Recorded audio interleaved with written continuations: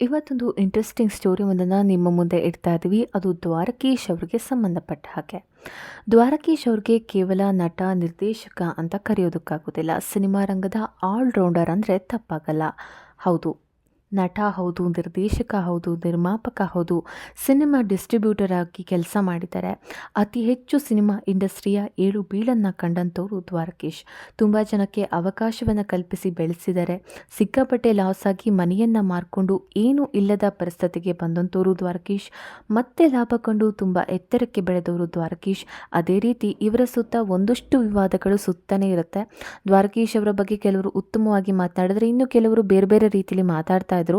ಏನೇ ಆಗಲಿ, ಇಂತಹ ದ್ವಾರಕೀಶ್ ಕನ್ನಡ ಸಿನಿಮಾ ಇಂಡಸ್ಟ್ರಿಯ ಆಸ್ತಿ ಅಂದರೆ ತಪ್ಪಾಗೋದಿಲ್ಲ. ಇಂತಹ ದ್ವಾರಕೀಶ್ ಅವರ ಬಗ್ಗೆ ಒಂದಷ್ಟು ಇಂಟ್ರೆಸ್ಟಿಂಗ್ ಮಾಹಿತಿಯನ್ನು ನಾವಿವತ್ತು ಹೇಳ್ತೀವಿ.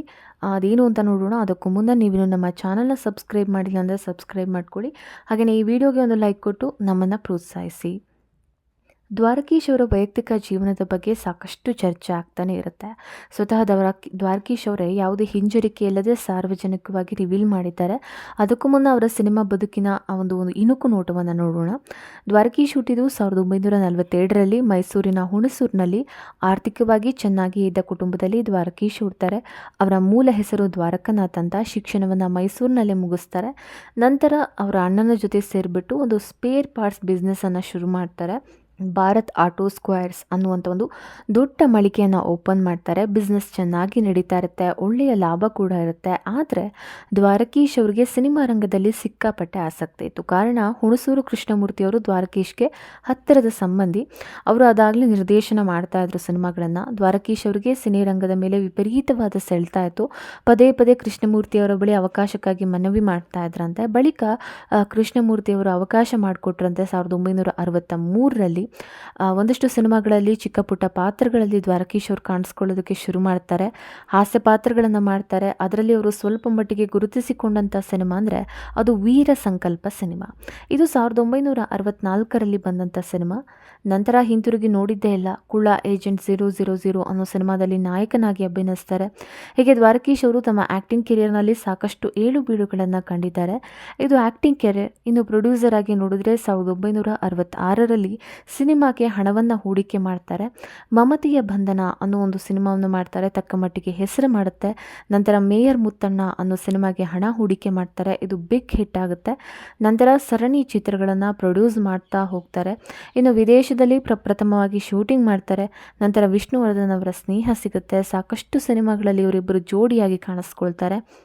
ಇನ್ನು ಡೈರೆಕ್ಟರ್ ಆಗಿ ವಿಚಾರಕ್ಕೆ ನೋಡೋದಾದರೆ 1985ರಲ್ಲಿ ನೀ ಬರೆದ ಕಾದಂಬರಿ ಅನ್ನೋ ಸಿನಿಮಾಗೆ ಆ್ಯಕ್ಷನ್ ಕಟ್ ಹೇಳ್ತಾರೆ. ಅದು ಕೂಡ ಬಿಗ್ ಹಿಟ್ ಆಗುತ್ತೆ. ಹೀಗೆ ಸಾಲು ಸಾಲು ಚಿತ್ರಗಳನ್ನು ಬೇರೆ ಬೇರೆ ಪ್ರೊಡ್ಯೂಸರ್ಗಳ ಅಡಿಯಲ್ಲಿ ಆ್ಯಕ್ಷನ್ ಕಟ್ ಹೇಳ್ತಾ ಹೋಗ್ತಾರೆ. ಹೀಗೆ ಪ್ರೊಡ್ಯೂಸರ್ ಆಗಿನೂ ಸಹ ಸಕ್ಸಸ್ ಆಗ್ತಾರೆ. ಡೈರೆಕ್ಟರ್ ಆಗಿನೂ ಕೂಡ ಸಕ್ಸಸ್ ಆಗ್ತಾರೆ. ಆ್ಯಕ್ಟರ್ ಆಗಿನೂ ಕೂಡ ಸಕ್ಸಸ್ ಆಗ್ತಾರೆ. ಆದರೆ ಬದುಕು ಹೀಗೆ ಇರಬೇಕಲ್ಲ. ದ್ವಾರಕೀಶ್ ಅವರ ಹಲವು ಸಿನಿಮಾಗಳು ಬಿದ್ದೋಗುತ್ತೆ. ಸಾಲದಲ್ಲಿ ಮುಳುಗ್ತಾರೆ. ಅವರ ಮನೆ, ಜಮೀನು, ಆಸ್ತಿಯನ್ನು ಮಾರಾಟ ಮಾಡುವಂಥ ಪರಿಸ್ಥಿತಿ ಬರುತ್ತೆ. ಇಂಥ ಸಮಯದಲ್ಲಿ ಮತ್ತೊಮ್ಮೆ ಅವರ ಕೈ ಹಿಡಿದಿದ್ದು ಅಂದರೆ ನಟ ವಿಷ್ಣುವರ್ಧನ್ ಅವರು. ಅವರ ನಡುವೆ ಸಾಕಷ್ಟು ಬಿರುಕುಗಳು, ಮನಸ್ತಾಪಗಳು ಇದ್ದರೂ ಕೂಡ ಸ್ನೇಹವನ್ನು ಮುಂದುವರಿಸಿ ಆಪ್ತ ಮಿತ್ರ ಸಿನಿಮಾ ಮಾಡ್ತಾರೆ. ಈ ಸಿನಿಮಾ ದ್ವಾರಕೀಶ್ ಅವರಿಗೆ ಮತ್ತೊಂದು ಹುಟ್ಟನ್ನು ಕೊಡುತ್ತೆ. ಇದರ ರೆಕಾರ್ಡ್ ಹೇಗಿದೆ ಅಂದರೆ 2 ಥಿಯೇಟರ್ನಲ್ಲಿ 365 ದಿನಗಳ ಕಾಲ ಸಿನಿಮಾ ಓಡುತ್ತೆ. ಆಮೇಲೆ ಒಂದು ಸ್ಟೇಬಲ್ ಲೈಫ್ ಸಿಗುತ್ತೆ ದ್ವಾರಕೀಶ್ ಅವ್ರಿಗೆ. ಇನ್ನು ಅವರ ಮಕ್ಕಳು ಕೂಡ ಸಿನಿಮಾ ಇಂಡಸ್ಟ್ರಿಯಲ್ಲಿ ಚಿಕ್ಕ ಪುಟ್ಟ ಪಾತ್ರಗಳಲ್ಲಿ ಗುರುತಿಸಿಕೊಂಡ್ರು. ಆದರೆ ಯಾರು ಕೂಡ ದ್ವಾರಕೀಶ್ ಅವರ ರೀತಿ ಗಟ್ಟಿಯಾಗಿ ನೆಲೆ ನಿಲ್ಲೋದಕ್ಕೆ ಸಾಧ್ಯ ಆಗಲಿಲ್ಲ. ಇನ್ನು ಅವರ ವೈಯಕ್ತಿಕ ವಿಚಾರ ನೋಡಿದ್ರೆ, ಅವರು ಚಿಕ್ಕ ವಯಸ್ಸಿಗೆ ಮದುವೆ ಆಗ್ತಾರೆ. ಅಂಬುಜಾ ಅನ್ನುವರ ಜೊತೆ ಮದುವೆ ಆಗ್ತಾರೆ. ಅಂಬುಜಾ ಅವರು ರಿಲೇಟಿವ್ ಕೂಡ ಆಗಿದ್ರು. ಆಗಾಗ ನೋಡ್ತಾ ಇದ್ದಿದ್ದರಿಂದ ಪ್ರೀತಿ ಆಗುತ್ತೆ. ಪ್ರೀತಿಸಿ ಇಬ್ಬರು ಮದುವೆ ಆಗ್ತಾರೆ. ಅದೆಷ್ಟೋ ಜನ ಹೇಳ್ತಾರೆ ದ್ವಾರಕೀಶ್ ಅವರು ಗಟ್ಟಿಯಾಗಿ ನೆಲೆ ನಿಲ್ಲೋದಕ್ಕೆ ಅಂಬುಜಾ ಅವರೇ ಕಾರಣ ಅಂತೇಳಿ. ಅಷ್ಟೊಂದು ಮಮತೆ ಉಳ್ಳ ಹೆಣ್ಣಾಗಿದ್ರು ಅಂಬುಜಾ ಅವರು. ತುಂಬಾ ಸಪೋರ್ಟಿವ್ ಆಗಿದ್ರು ದ್ವಾರಕೀಶ್ ಅವ್ರಿಗೆ. ಇವ್ರಿಗೆ 5 ಜನ ಮಕ್ಕಳು. ಇನ್ನು ದ್ವಾರಕೀಶ್ ಅವರು ವಿವಾದಕ್ಕೆ ಒಳಗಾಗಿದ್ದು ತಮ್ಮ 2ನೇ ಮದುವೆ ವಿಚಾರಕ್ಕೆ ಸಂಬಂಧಪಟ್ಟ ಹಾಗೆ. ಇದನ್ನು ಸ್ವತಃ ದ್ವಾರಕೀಶ್ ಅವರು ಹೇಳ್ಕೊಂಡಿದ್ದಾರೆ.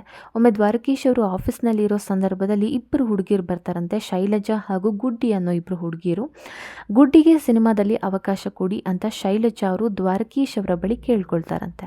ದ್ವಾರಕೀಶ್ ಅವರು ಕೂಡ ತುಂಬ ಚೆನ್ನಾಗಿ ಅವರನ್ನು ಟ್ರೀಟ್ ಮಾಡ್ತಾರೆ. ಆವಾಗ ಶೈಲಜಾ ಅವರಲ್ಲಿದ್ದ ಆ್ಯಕ್ಟಿವ್ನೆಸ್, ಸೌಂದರ್ಯ ದ್ವಾರಕೀಶ್ ಅವರನ್ನು ಸೆಳೆಯುತ್ತೆ. ಇಲ್ಲಿ ಗಮನಿಸಬೇಕಾಗಿದ್ದು ಅಂದರೆ ಆಗ ದ್ವಾರಕೀಶ್ ಅವ್ರಿಗೆ 51 ವರ್ಷ ವಯಸ್ಸಾಗಿತ್ತು. 5 ಜನ ಮಕ್ಕಳಿರ್ತಾರೆ. ಅದರಲ್ಲಿ ಕೆಲವರಿಗೆ ಮದುವೆಯೂ ಕೂಡ ಆಗಿರುತ್ತೆ. ಶೈಲಜಾ ಅವರು ಸ್ಟೇಟ್ ಬ್ಯಾಂಕ್ ಆಫ್ ಮೈಸೂರಿನಲ್ಲಿ ಕೆಲಸ ಮಾಡ್ತಾ ಇರ್ತಾರೆ. ಅದೇ ಬ್ಯಾಂಕ್ನಲ್ಲಿ ಇನ್ನೊಬ್ಬರು ಕೆಲಸ ಮಾಡ್ತಾ ಇರ್ತಾರೆ. ಅವರು ಸಿನಿಮಾ ಇಂಡಸ್ಟ್ರಿಯಲ್ಲಿ ಗುರುತಿಸಿಕೊಂಡಂಥವ್ರು.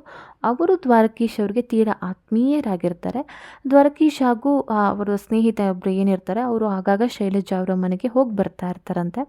ಆಗ ಒಂದು ದಿನ ದ್ವಾರಕೀಶ್ ಅವರು ಹೋಗಿ ಹೇಳ್ತಾರಂತೆ, ನನಗೆ ನಿಮ್ಮ ಮೇಲೆ ಪ್ರೀತಿ ಆಗಿದೆ, ನನ್ನ ಮದುವೆ ಆಗ್ತೀರಾ ಅಂತ ಶೈಲಜಾ ಅವರನ್ನು ಕೇಳ್ತಾರೆ. ಇನ್ನು ಶೈಲಜಾ ಅವರ ಒಂದು ವಯಸ್ಸನ್ನು ದ್ವಾರಕೀಶ್ ಅವರ ವಯಸ್ಸಿಗೆ ಹೋಲಿಸ್ಕೊಂಡ್ರೆ ಶೈಲಜಾ ಅವರದ್ದು ಬಹಳ ಚಿಕ್ಕ ವಯಸ್ಸು. ಆದರೆ ಸ್ವಲ್ಪ ಯೋಚನೆ ಮಾಡಿಬಿಟ್ಟು ಶೈಲಜಾ ಅವರು ಓಕೆ ಅಂತ ಹೇಳ್ತಾರಂತೆ. ಕಾರಣ ಶೈಲಜಾ ಅವರಿಗೆ ಸಿನಿಮಾದವರು ಅಂದರೆ ಒಂದು ಸೆಳೆತ ಇರುತ್ತೆ. ಅದು ಅಲ್ಲದೆ ಇವರಿಬ್ಬರ ನಡುವೆ ಅದಾಗಲೇ ತುಂಬ ಆತ್ಮೀಯತೆ ಬೆಳೆದಿರುತ್ತೆ. ಇದನ್ನೆಲ್ಲ ಸ್ವತಃ ದ್ವಾರಕೀಶ್ ಅವರೇ ಹೇಳ್ಕೊಂಡಿದ್ದಾರೆ. ಆದರೆ ಈಗಾಗಲೇ ದ್ವಾರಕೀಶ್ ಅವರಿಗೆ ಅಂಬುಜಾ ಅನ್ನುವರ ಜೊತೆ ಮದುವೆ ಆಗಿದೆಯಲ್ಲ ಅನ್ನೋದನ್ನು ನಾವು ಯೋಚನೆ ಮಾಡಬೇಕಾಗುತ್ತೆ. ಅಂಬುಜಾ ಅನ್ನುವರ ಜೊತೆ ಮದುವೆ ಆಗಿರುತ್ತೆ. ಅವರನ್ನು ಕೂಡ ತುಂಬ ಪ್ರೀತಿ ಮಾಡ್ತಾ ಇರ್ತಾರೆ. ಹಾಗೆಯೇ 5 ಜನ ಮಕ್ಕಳಿರ್ತಾರೆ. 51 ವರ್ಷ ವಯಸ್ಸಾಗಿತ್ತು. ಇಂತಹ ಸಮಯದಲ್ಲಿ ಸಹಜವಾಗಿ ಸಮಾಜ ಮಾತನಾಡ್ಕೊಳ್ಳುತ್ತೆ, ಈ ವಯಸ್ಸಲ್ಲಿ ಈ ಸಮಯದಲ್ಲಿ ಇನ್ನೊಂದು ಮದುವೆ ಬೇಕಾ ಅಂತ. ಇದು ದ್ವಾರಕೀಶ್ ಅವ್ರಿಗೆ ತೀರ ಕಸಿವಿಸಿ ಉಂಟು ಮಾಡುತ್ತೆ. ಹೇಗೆ ಅಂಬುಜಾ ಅವರನ್ನು ಒಪ್ಪಿಸೋದು, ಸಮಾಜಕ್ಕೆ ಏನು ಹೇಳೋದು ಅಂತ.